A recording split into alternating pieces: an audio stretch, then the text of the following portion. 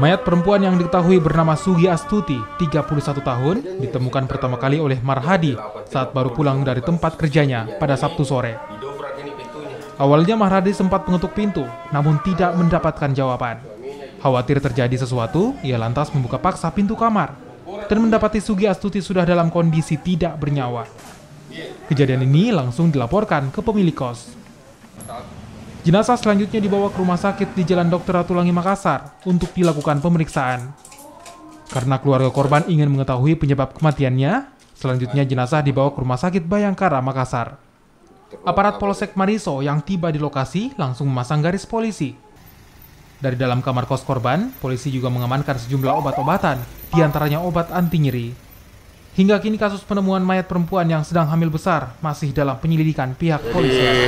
Dugaan itu belum ada yang mengarah ke sana karena ini kita masih menunggu dari hasil pemeriksaan dokter. Terkait adanya tanda-tanda kekerasan, saya kira belum ada karena memang tanda-tanda kekerasan tidak ada ditemukan pada tubuhnya. Kalau dari informasi dari suaminya sendiri, informasi dari suaminya tidak pernah terjadi pertengkaran dengan dia.